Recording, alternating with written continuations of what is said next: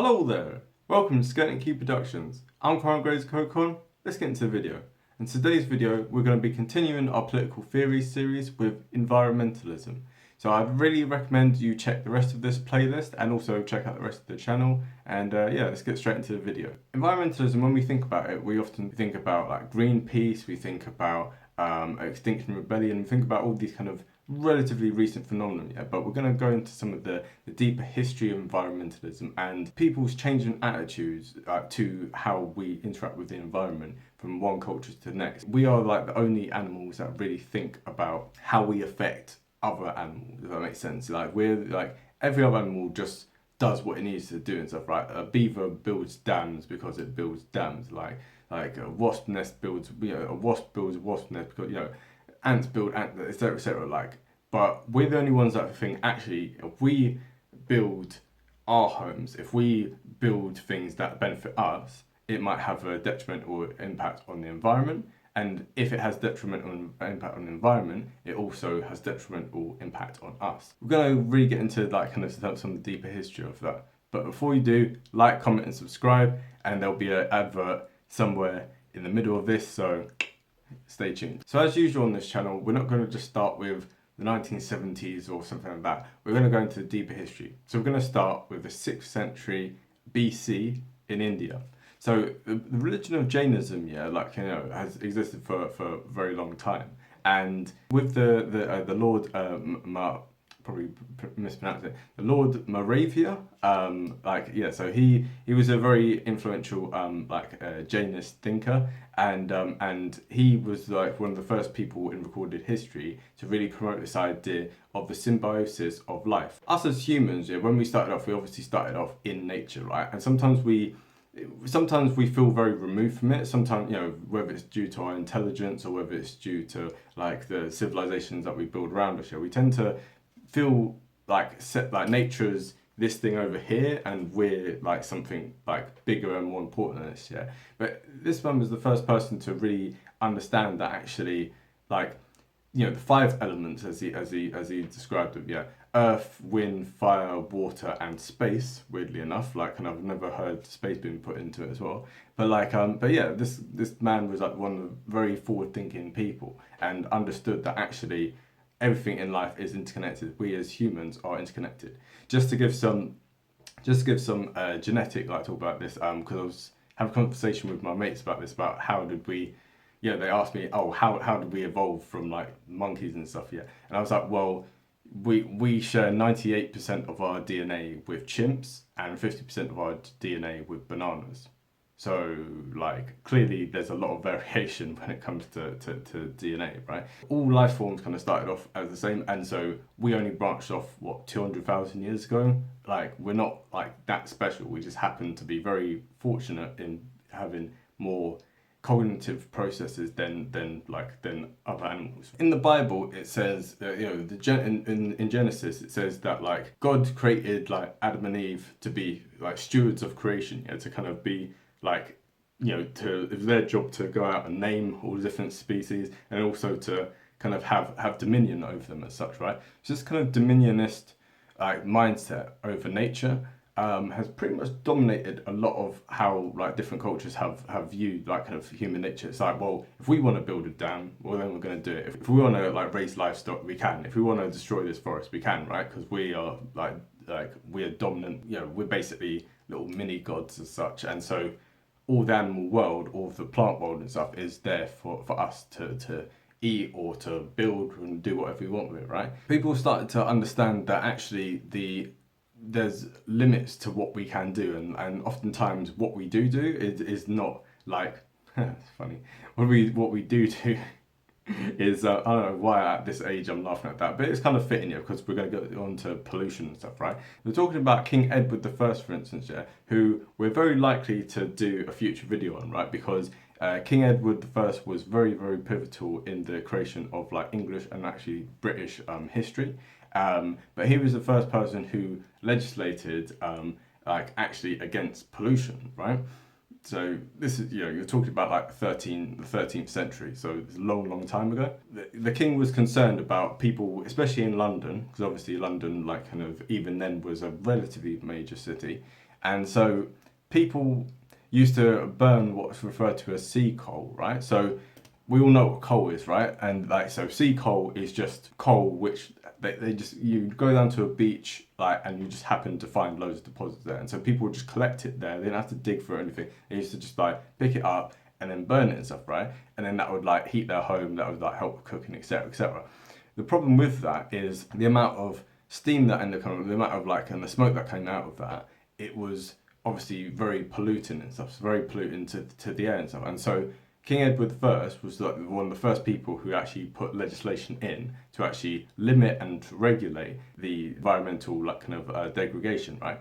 And this is actually something we're going to get into throughout the rest of this video in terms of what is the role of the individual in preserving like kind of the natural world as such, yeah? And what's the role of the government in that same regard? Like, is it government's responsibility? Is it individual responsibility? Is it a bit of both? These are some of the things we're going to really get into. But actually, should we just be focusing on medieval Europe? As you know, with this channel, we look throughout the whole world, right? And actually what you find in medieval Europe at this time is that most of the places in the world were way ahead of them, especially at this time, the Islamic world. Even as early as the 630s, the Caliph Abu Bakr, when like the Islamic armies were conquering like kind of vast ways of like, the Middle East, he ordered his men and said, actually, we need to show some restraint. So whereas, for instance, if you read in the Bible like kind of like passages talking about, oh, you know, wiping out whole towns and then like even like their livestock and etc., etc.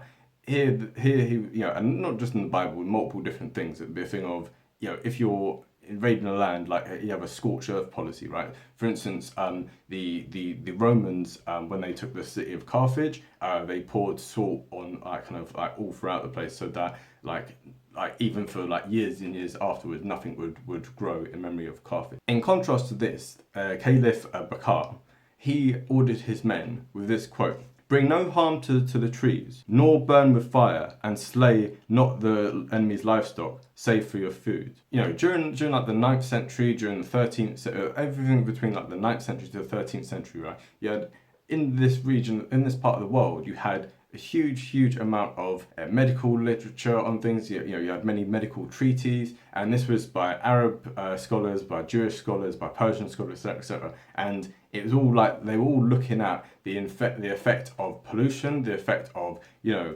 waste disposal, like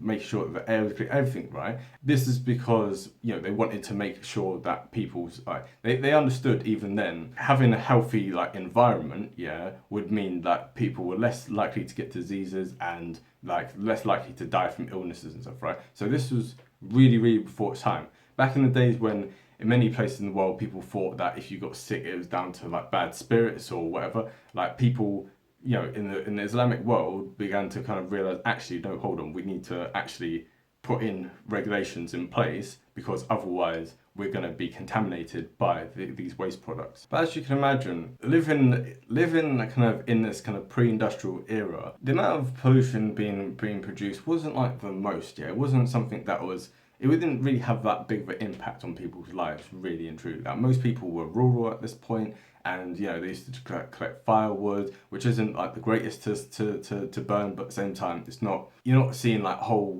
you're not seeing smog, you're not seeing some crazy level stuff, yeah, just from this kind of basic level of pretty much subsistence farming, which is like for the most part what it was. Time we get to the Industrial Revolution, which started in Britain, we end up having a rapid rate of industrialization, but at the same time, as the people are flocking into the cities, as industry is booming and stuff, yeah, we're starting to see on a day-to-day basis, like, you know, the pollution that comes from it. We're starting to see the effects of this, right? Like, very famously, in terms of like how this affects nature. For instance, there was a species of moth in Britain, right? The ones that were able to, so they all started off as pretty much white, right? And the ones that were able to evolve like on a micro level to have darker darker colours, right, were the ones that survived, whereas the ones that remained as being white were the ones that got picked up by birds. The reason for this is because there was so much soot and pollutants being put into the air in Britain, especially in these industrial towns, that actually if you blended in and became like a black moth or like a relatively brown moth, yeah, if you were like, if you were like kind of near one of the factories and stuff, yeah, you could just sit there and the bird wouldn't see you, right? But if you remained as like a white moth, you stick out like a sore thumb, right? This shows just how detrimental like kind of the effects were. And in the famous like kind of patriotic British song called Jerusalem, a lot of people will sing that and they will kind of overlook the actual words in it and stuff, right? So William William Wordsworth, who wrote it and stuff, right? The line in it, among these dark satanic mill. He was one of the romantic writers, right? And he was criticizing like how the countryside of England, was being transformed into this horrible dark place that like the so-called black country, in England, which it was like, the industrial part of like the North and the Midlands stuff, it's called the Black Country for a reason. It's because of how much soot was being put into the air, right? And even Queen Victoria, when she'd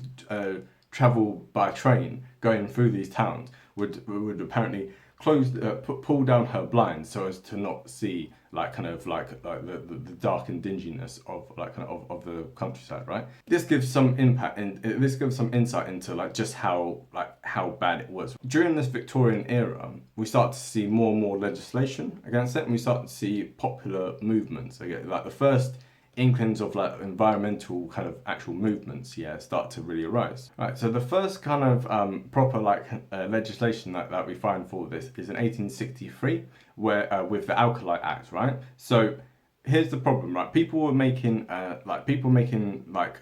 washing soap basically, right? And with that you need to use sodium bicarbonate, but you end up producing soda ash, and you end up having to use hydrochloric acid. Now, hydrochloric acid is, it's used obviously like many people like kind of in schools, like if you remember in school where you put a bit of hydrochloric acid, it's all fine. But on a mass scale, the hydrochloric gases, right, is obviously very harmful to people's lungs and stuff, right? And so because of that, the government put in regulations to try and like limit like to try and regulate like the hydrochloric acid gas from this, right?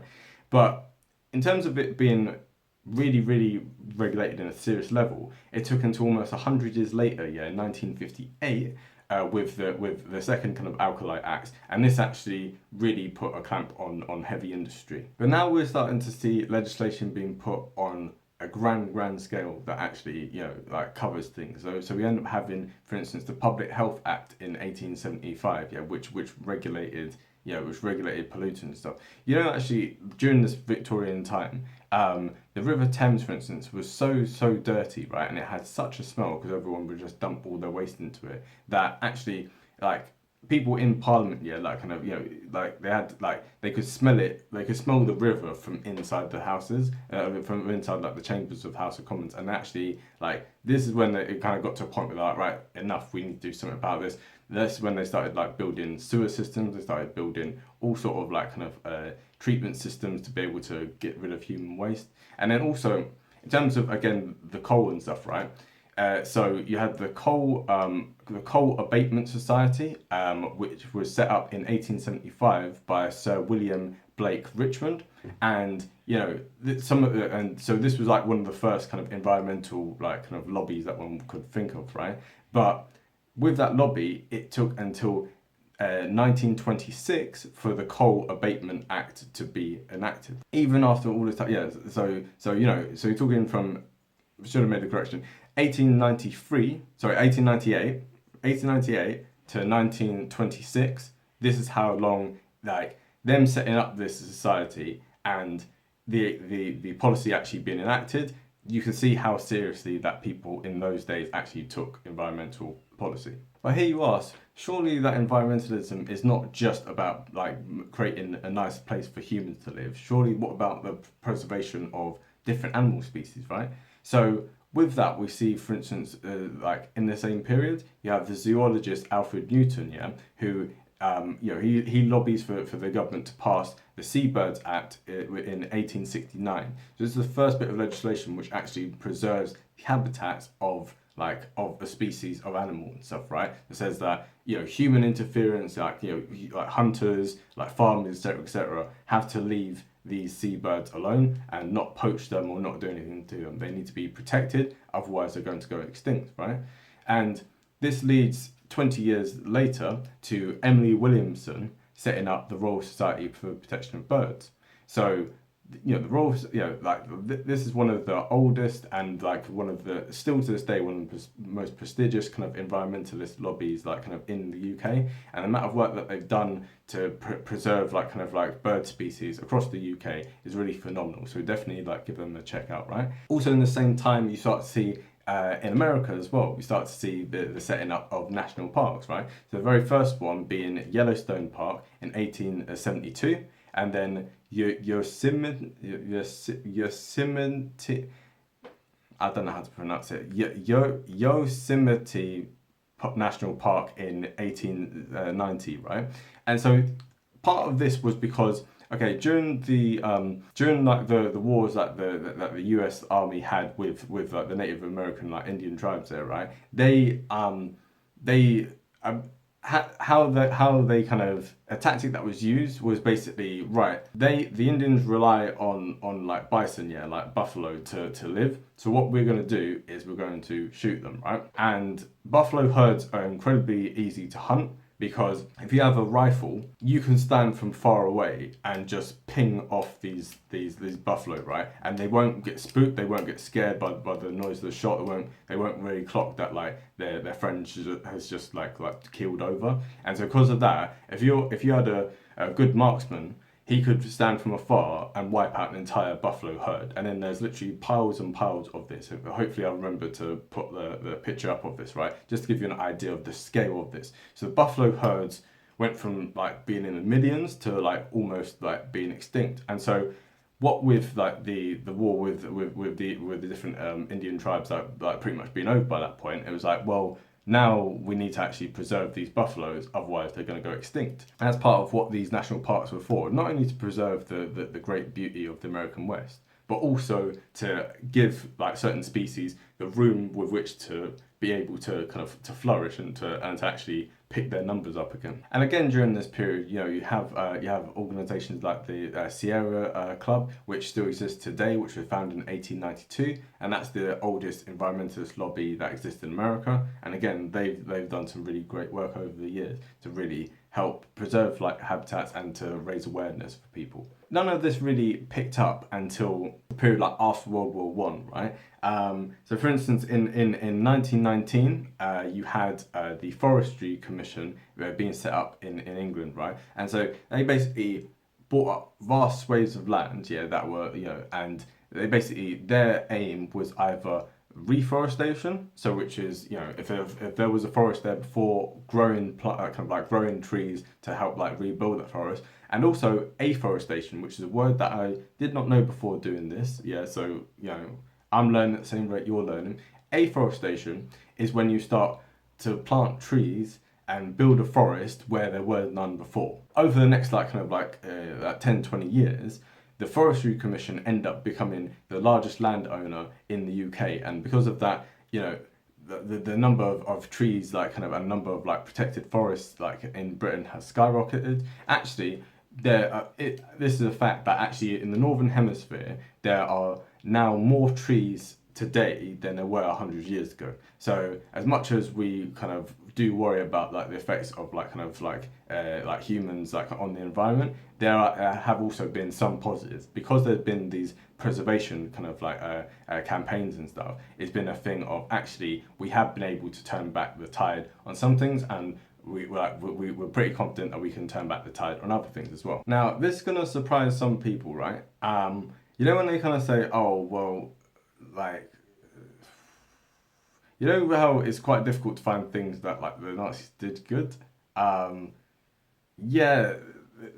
They actually were decent on the environment. What's strange is that both Hitler and many other leading Nazis like Rudolf Hess, etc., many of them were keen environmentalists, right? And like, Hitler himself was a vegetarian, and so actually a lot of the policies that the Third Reich enacted in Germany were very progressive for the time. They had many restrictions on hunting, and there was regulations put in place with farming in terms of how animals should be slaughtered, how animals should be kept, and etc. And also for the preservation of of endangered species and for like habitats and stuff, right? So in the Reich's Nature Protection Act of 1935, they put down this legislation which was a really all-encompassing kind of thing, and within that there was also the idea of my German's not great, Dauerwald, which is it means perpetual forest. So the idea that certain forests, in the same way that the Forestry Commission in Britain did, certain forests are not to be touched for logging or any kind of thing like that, right? So so there we go. Then there's at least some nice thing to say, because at that time the Nazis weirdly were the most progressive people in the whole world on this issue. And then we find a few years later, with some of the anarchist movements in Spain during the Spanish Civil War, they had a lot of regulations again in terms of environmental regulations. Interesting enough, in the middle of this civil war, they closed down many metalworks factories because the association was found between tuberculosis and pollution. But at the same time, you're fighting a civil war. Probably not the best idea to start closing down metal factories, but whatever. They set up many organisations, that have to do with the environment, including many naturalist societies. So naturalists, just FYI, they're the ones who walk about the countryside naked, right? So bit weird and a bit hippie, but is whatever floats people's boats. It must be a bit cold at times, but that's on them. Hope there's no snakes lurking about in the grass. But so during even the early 20th century, we do start to see a lot more of these a lot more awareness being raised, a lot more policies being enacted, and a lot more consciousness in terms of actually what we're doing is really affecting people. But we don't really start to see the real snowball effect of this until after World War II. In 1949, Aldo Leopold wrote the famous book, A Sand County Almanac, right? And within that book, he basically makes an argument that actually it's a moral imperative, for humans to preserve nature. That it's not just it's a nice thing to do. It's not just it might it might benefit us in some next way. No, it's a thing of actually it's our job as more intelligent, more prescient, animals in terms of us knowing more about the world means that we have extra responsibility. It's like they say in Spider-Man, with great power comes great responsibility. Us humans, unlike every other species, can understand what we're doing to the environment, so therefore it's incumbent on us to actually do something about it. And in London in 1952, you had the Great Smog, right? So hopefully again I'll remember to put images on the screen. Basically the streets of London it was just you couldn't see past a few feet in front of you, and that's because of all the pollutants being put into the air. There's a mixture of bad weather and the pollutants, and this smog covered the whole city, and many people end up having very adverse effects due to different problems with their lungs and stuff, because of this. Pollution really affects the respiratory system, and even today, even modern 21st century and stuff, right, we're finding that schools and houses and stuff which are near main roads and are near city centres, the years and years of people's lives have been shaved off by these pollutants. So never mind what it was like back then when you literally can't see down the end of your street because of these pollutants. But now, unlike before, we're starting to really see a bit more speed with regards to regulation, right? So like I said, the Great Smog of London was in 1952. By 1956, so only 4 years now, not almost a whole century, right? 4 years later, we have the Clean Air Act, right? So this regulated it regulated like kind of like coal fire, so people in their home used to like kind of heat their home with coal. They started to really move away from that in like kind of like because of this act, and people started moving towards gas, which burns cleaner. And you had a whole bunch of different regulations and stuff to really clamp down on things. Factories now had to kind of be moved more away from the city centres and out towards like kind of like the outskirts of the city, which explains why many of the kind of like factories, like many of like rather than like places like London and New York being these huge kind of industrial kind of centres and stuff, you start to see more the outskirts of it. You start to see them move away to like smaller towns and stuff, and and during this period as well, because of like the early parts of like globalization and industrial decline, in the upcoming decades, more and more of these factories just naturally close down and move overseas anyway because of like cheapened labor and stuff. So many of the environmental issues that you see in places like China today are issues which we basically exported because like these are problems that we had like 50, 60 years ago. They're now just on the other side of the world. So we start to see in more and more of this kind of like awareness for environmental like kind of regulations. And in like famously in 1962 there was the book Silent Spring, which came out by the biologist Rachel Carson. So her big concern was DDT, right? So DDT was a pesticide that was sprayed on crops, and it would kill the pest. But the problem is that it would get into the soil, or get into the water. It would kill many like living things which weren't just like kind of the kind of like pests and stuff like that normally eat like crops. The Silent Spring was referring to the fact that actually, if we continue doing this, we're now going to end up having a situation where we're going to wake up one morning and we're not going to hear birds chirping because all the birds are going to be dead. They're going to have nothing to eat, or they're going to be poisoned from these pesticides, right? And so it was a warning kind of saying that actually, if we continue using DDT and other kind of things like this, what we put into the environment, is actually going to have long-term like effects that we didn't necessarily foresee. And so as a result of this, DDT ends up being banned in 1972. So just 10 years later, ends up getting banned. But the EPA, which like people who've watched the Simpsons movie will know about, right? The EPA, the Environmental Protection Agency, was set up by Richard Nixon in 1970, and this agency again really started like it focused on like national parks, it focused on rivers, it focused on lakes, it focused on like the whole of the United States, and trying to like clamp down on the damn it. And really started to clamp down on all the pollutants over here.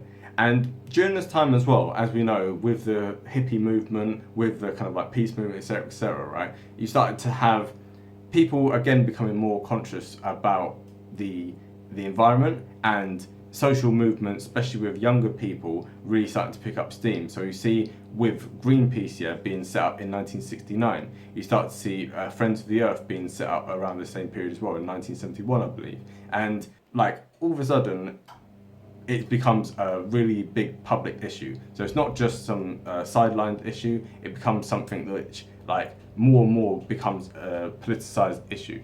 In schools, people started to teach children the importance of not littering. People started teaching the importance of not wasting resources, of like recycling and all these kind of things, right? So all of this kind of came more and more from the fact of recognizing that Earth is relatively finite, that we can't just continue to run things as we had done before. We can't just continue to like keep consuming things without like kind of recognizing that at a certain point we're going to run out of these resources.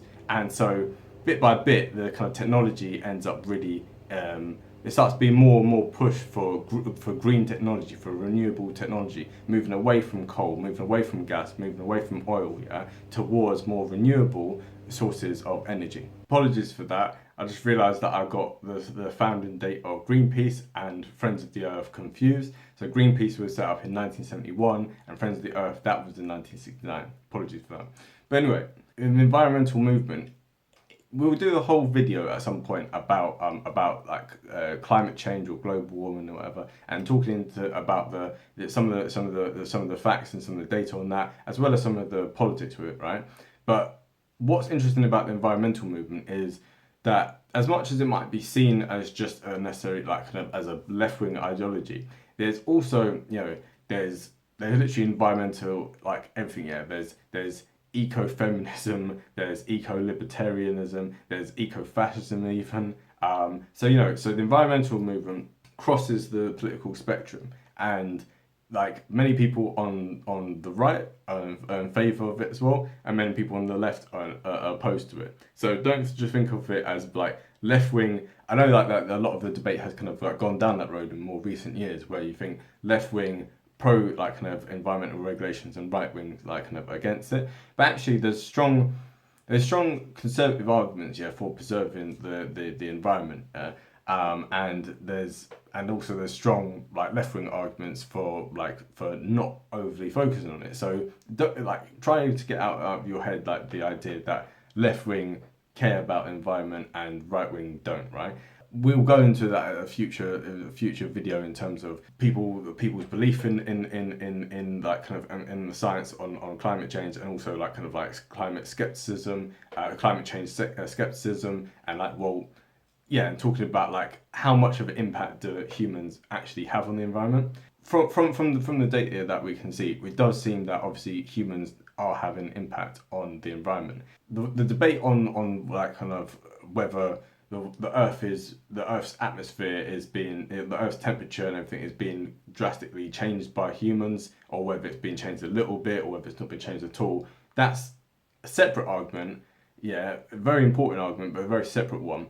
But what there is no debate about is the fact that we are polluting like the world, right? We are putting plastic into the seas. We're destroying habitats, and we need to be very mindful of this. There are sustainable ways of actually, there's sustainable ways of farming, there's sustainable ways of building, there's sustainable ways of us living side by side with nature, and preserving the best parts of nature. Because, for myself growing up, for instance, there's a little cute kid story. I used to have these two toys, I'll try and get a picture up, but I don't know where the pictures are at the moment. So, of like elephant and rhino, When I was a little kid, I couldn't say elephant, I couldn't say rhino, right? And I used to walk everywhere with these two toys, right? But both elephants and rhinos, for instance, are going extinct because of people poaching, right? So there's, on the one hand, people going, right, we want to make some quick money out of this. Like, so for instance, the going price for, I think from memory, one elephant tusk is the equivalent of like $90,000 or $100,000. Can't remember, or $110,000. Can't remember off the top of my head now. But it's, so there's argument in terms of being like, like kind of it'll help like poor people out there, etc., because like people want the ivory that comes from, etc., etc. At the same time, is the need for ivory, does that trump the need for the elephants to be able to live? Like, do we want to live in a world that doesn't have any more elephant and rhino here? Do we want to live in a world where there's no more lions and tigers and bears and stuff, right? Oh my. Or do we want to actually recognize that the species that we have, if we lose them, there's no getting them back, and B, the world that we live in will be a worse world for that, right? And modern agriculture, modern industry has, like I said at the beginning, has isolated us somewhat from the rest of like the of nature, and so sometimes we have a bit of an abstract like view on it. But actually, we are just as impacted by what happens in the rest of the animal kingdom as the animal kingdom is affected by us, right? There is this symbiosis of living things, right? And we can't continue to like devastate like the environment in this way without there being some consequences that will eventually fall on us. And so on that note, we're going to finish the video, and stay tuned. The next video we're going to look at postmodernism. If you don't know what that is, then you definitely need to like stay tuned, because it's probably one of the biggest ideologies which are coming to the forefront now, and a lot of things that you experience on a day-to-day level is impacted by this new and rising ideology. So definitely stay tuned for that. Also, check the rest of our videos, check the rest of our content, right? Okay, it's really good. Follow us on Instagram, so it's Skeleton Keys Production at SKP. And yeah, stay tuned for new content. We've got stuff coming out every Tuesday, Thursday and Sunday. Got a new laptop, got a new studio. It's all popping off here, so stay tuned. And in the meantime, bye.